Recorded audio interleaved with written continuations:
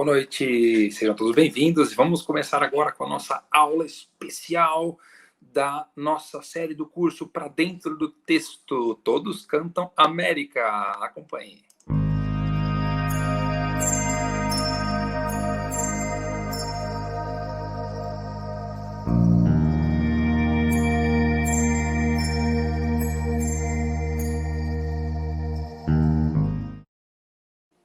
Olá, sejam bem-vindos aqui ao canal. Hoje fazendo nossa aula, passamos de 10 aulas já no nosso curso, que não dá nem mais para contar.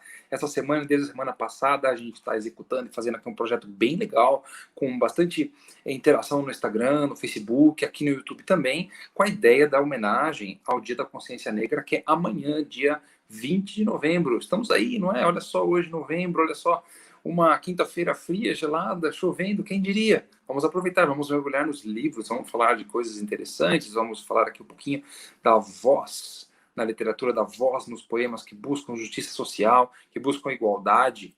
Muito bem, e a gente tem falado de alguns escritores por aqui, e eu vou trazer alguns bem especiais para a gente, começando aí com um escritor que eu gosto muito, que é o escritor Langston Hughes, que foi responsável pelo movimento aí nos Estados Unidos, a principal figura da renascença do Harlem, né, do Harlem Renaissance, que é a voz dos escritores, dos artistas, dos músicos negros que migraram do sul dos Estados Unidos para o bairro do Harlem, em Nova York. Isso foi dito na aula passada, você pode acessar e acompanhar também, quando fizemos uma leitura de diversos textos, e também hoje a gente vai trazer aqui, então, texto desse poeta que eu gosto muito, que é muito especial, que é muito importante para a literatura norte-americana, para a identidade da literatura norte-americana como um todo, por ser uma voz de protesto, uma voz que busca justiça social, igualdade, que é Langston Hughes. Langston Hughes tem seus poemas que aparecem em diversos lugares, escreveu ensaios, textos, muitos trabalhos que tiveram uma influência cultural muito importante nos Estados Unidos. Seus poemas aparecem em diversos lugares. Esse poema ele é mencionado em filmes, já foi musicado, ele já caiu no Brasil, já caiu na prova do Enem há alguns anos, é um texto muito famoso, e eu quero compartilhar com vocês aqui o que a gente tem para estudar esse texto, que é muito interessante, que é I too, ou como poderia dizer, eu também. Vamos então mergulhar aqui, estudar um pouquinho esse texto, olha que coisa legal que eu trouxe para vocês.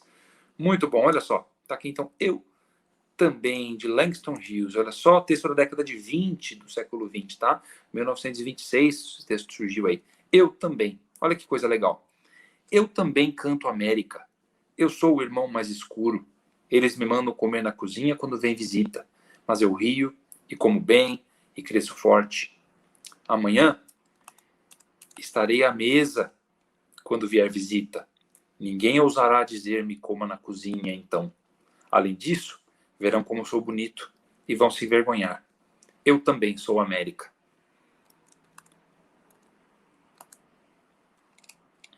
Subir aqui um pouquinho. Muito bem, olha só, a gente tem um poema aí bastante interessante, um poema cheio de figuras, cheio de símbolos, cheio de metáforas, e é um poema muito bonito. É um poema, às vezes, que parece até uma voz infantil pra gente. Vou deixar ele projetado de uma forma que dê pra gente acompanhar bem legal. Por meio de uma linguagem rica e evocativa nesse poema, o Langston Hughes ele consegue descrever a vida de afro-americanos. Você tem aí um momento na literatura, como eu já vinha falando sobre a renascença do Harlem, que é um momento que sofre a influência de algo que a gente conheceu nos Estados Unidos como a era do jazz. Dá para fazer uma live só disso, uma aula, um curso inteiramente disso, certo? Mas você tem aqui, nas palavras desse poema, o racismo americano vivido por um homem negro. Então você tem um poema cujo principal tema, ó, eles me mandam, tô grifando o texto pra gente aqui, ó, eles me mandam comer na cozinha quando vem visita. Esse aqui você tem um poema cujo tema principal é a segregação. Olha só, e segregação, por que eu digo isso? Pessoas que vivem juntas, que muitas vezes habitam a mesma casa, mas quando chega a visita, quando tem uma ocasião especial, devem ser separados e não fazem parte do mesmo ritual. Isso é segregação. Pessoas que habitam o mesmo país, mas em certos momentos não podem desfrutar dos mesmos benefícios, não podem ser acolhidos pelas mesmas leis. Esses versos mostram isso. E a gente pode ir além, tem muita coisa para ir além aqui, certo? Por quê? Porque você tem uma ideia, ó, mas eu rio, né? Ou seja, eu vou fazer limonada com o limão que a vida está dando. Eu como bem, eu cresço forte, porque amanhã eu estarei à mesa, vocês vão ter que me aceitar à mesa. Esse é o recado, ó. Amanhã eu estarei à mesa quando a visita vier, e ninguém ousará dizer coma na cozinha. Ou seja, o restante do país será forçado a reconhecer a beleza e a força dos negros. Esse é o recado desse poema de Langston Hughes. Certo? Ele fala, e inclusive ele termina falando, eu também sou América. Temos um eu lírico, uma voz poética desse poema, dessa construção, que reivindica o direito de ser patriota por um mesmo país.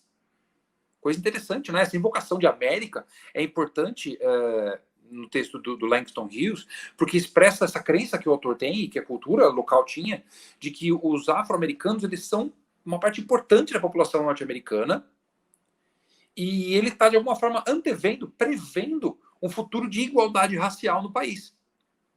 E isso é o que a gente vê nas linhas desse poema, e isso aconteceu. Não digo que seja perfeito hoje, mas isso, no futuro, décadas depois, leis foram surgindo que foram igualando os direitos das pessoas de diferentes raças nos Estados Unidos. Certo? Então, há essa visão do futuro também.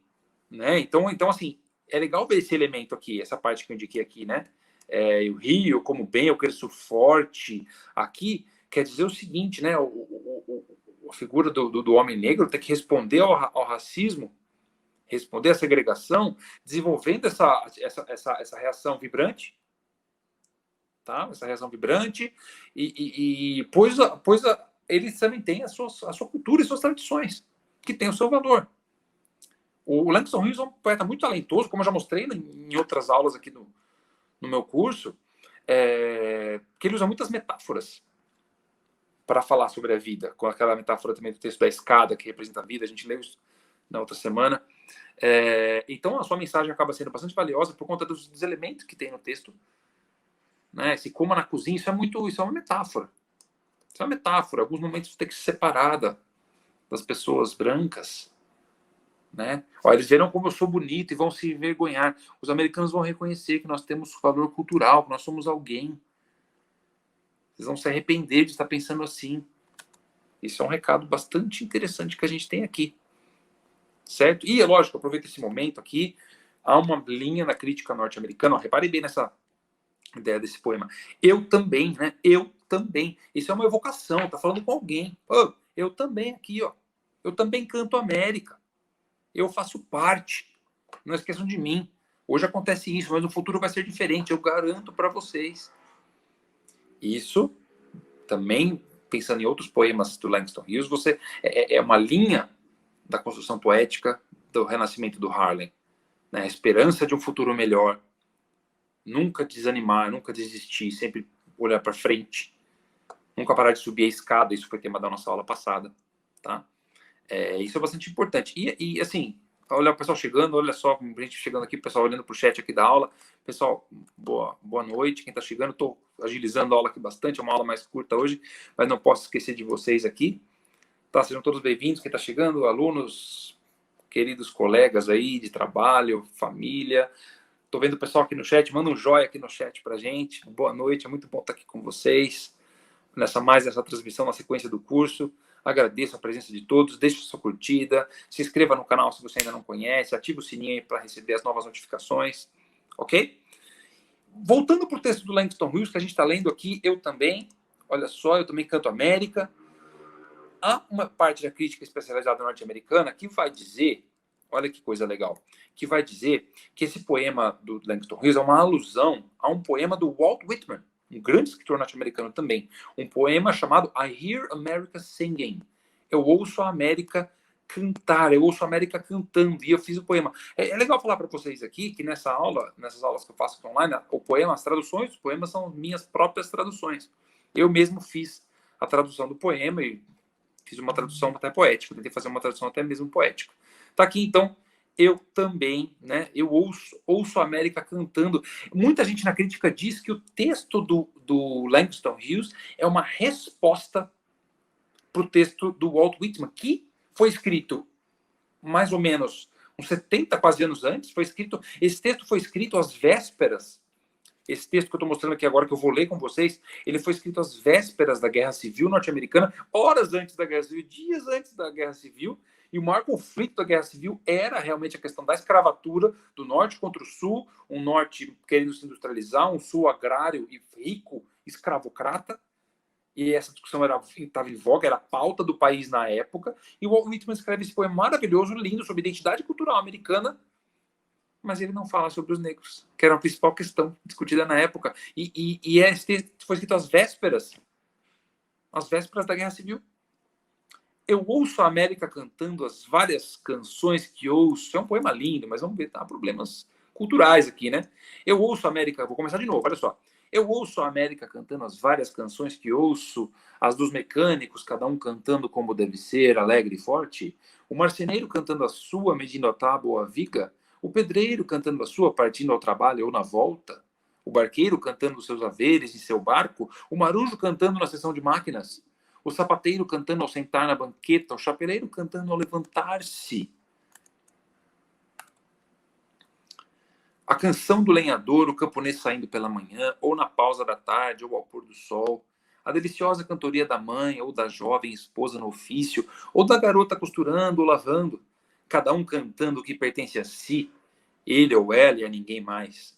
No dia o que pertence ao dia, à noite a festa de jovens rapazes, robustos gentis, cantando com bocas abertas seus doces cânticos.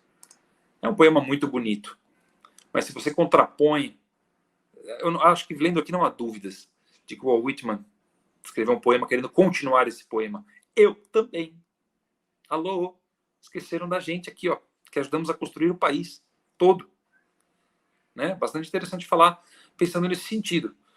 Tá? Nesse poema, então, o Whitman descreve uma América aí, vou colocar aqui então a legenda para quem quiser conhecer, eu deixo o nome em inglês, tá aí para a gente poder ver, olha só. Então, o Whitman, ele descreve uma América, né, a América como uma canção, que surge de um refrão, de um canto, de vários trabalhadores diferentes, de diferentes esferas, todos os tipos de trabalhadores, fazendeiros, trabalhadores urbanos, do mar, homens, mulheres, tá? Mas ele, notadamente, não inclui os negros. Não inclui os negros nessa sua visão de vida americana e constituição do povo americano. E o poema foi escrito, como eu falei, em 1855, século XIX, pouquíssimo tempo antes da Guerra Civil começar, e ele nem menciona a escravidão, que era a base da economia de boa parte do país e causou guerra, né? Então, assim, o falante, a voz falante no poema do Langston Hughes, ele